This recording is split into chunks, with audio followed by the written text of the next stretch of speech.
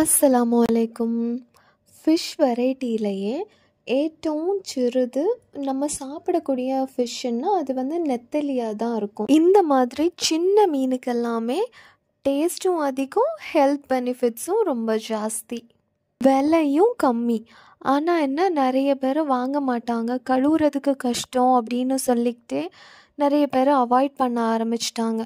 ஏன்னா ரொம்ப நேரம் நின்று வாஷ் பண்ணுற மாதிரி இருக்கும். இந்த 1 கிலோ மீனெல்லாம் ரொம்ப நேரம் நின்னெல்லாம் வாஷ் பண்ண முடியாது. ஸோ அதை கீழே கவரை விரிச்சிக்கிட்டு ஏறி உட்காந்துக்கிட்டேன். ஒவ்வொரு மீனையாக கையில் எடுத்து தலையை ஒரு திருப்பு, வாலை ஒரு திருப்பு, அவ்வளோதான். தலையை பிக்கும் போதே குடலும் சேர்ந்து வந்துடும். இந்த மீன் கடல்வாழ் உயிரினங்கள்லே நம்ம சாப்பிடக்கூடிய ஃபிஷ்ஷில் ரொம்ப சின்ன வெரைட்டி ஃபிஷ்ஷாக. இது குடும்பமாக தான் வாழுமா. அப்புறம் 144 வெரைட்டிஸ் ஆஃப் நெத்தலி மீன் இருக்கான். இதில் இருக்கக்கூடிய முள் சின்ன முள் தான். ஸோ அதனால் குழந்தைங்களுக்கு கொடுக்கும்போது கூட அப்படி கொடுத்தாலும் அது ஹார்ம்ஃபுல் கிடையாது. ஸோ அது தொண்டைக்குள்ளே போயிடும், அந்த மாதிரி பயம் கிடையாது. ஆனாலும் குழந்தைங்களுக்கு கொடுக்கும்போது நம்ம முள் எடுத்துகிட்டு கொடுக்கறது பெட்டர். இந்த மீனில் முள் எடுக்கிறதுக்கு நான் வீடியோவில் காமிக்கிற மாதிரி மேலே உள்ள தலையை அப்படி பிச்சுக்கிட்டு ஒரு கையை வச்சு எண்டு வரைக்கும் லைட்டாக ப்ரெஸ் பண்ணால் போதும், முள் வரும். முள்ளை எடுக்கும்போதே வாலும் சேர்ந்து வந்துடும். அப்புறம் என்ன, எல்லா மீனையும் இதே மாதிரி தான் முள் எடுத்தோ முள் எடுக்காமலோ எப்படி உங்களுக்கு வேணுமோ அதே மாதிரி நல்லா அழகாக எல்லாத்தையும் க்ளீன் பண்ணிக்கிட்டு 2 தண்ணி வாஷ் பண்ணிக்கிட்டு அப்புறமா உப்பு போட்டு நல்லா பிசைஞ்சிட்டு நம்ம கழுவணும்.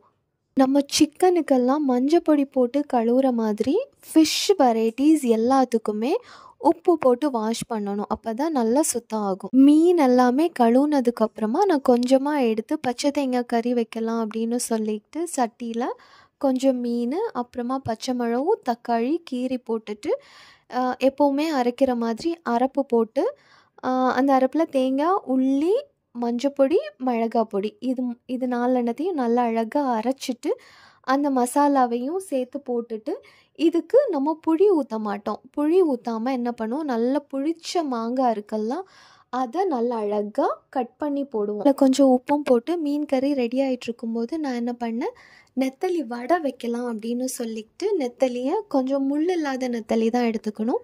அதை கொஞ்சோண்டு தனியாக எடுத்து வச்சுக்கிட்டு மிக்ஸி ஜாரில் தேங்காய், இஞ்சி, பச்சை மிளகு, மல்லி இலை, கருவேப்பிலை, உப்பு, மஞ்சப்பொடி, மிளகு பொடி, ஜீரகம், செரிய உள்ளி 7 or 8 பீசஸ் இவ்வளோ போட்டு மிக்ஸி ஜாரில் நல்லா க்ரஷ் பண்ணிக்கணும். க்ரஷ் பண்ணிவிட்டு எடுத்து வச்சுருக்கக்கூடிய நெத்தலியும் சேர்த்து கொஞ்சம் க்ரஷ் பண்ணி எடுத்துக்கணும். நெத்தலி போட்டதுக்கப்புறமா நல்லா அரைக்கக்கூடாது, ப்ளஸ் தண்ணியும் ஊற்றக்கூடாது. அதில் இருக்கிற தண்ணியே போதும்.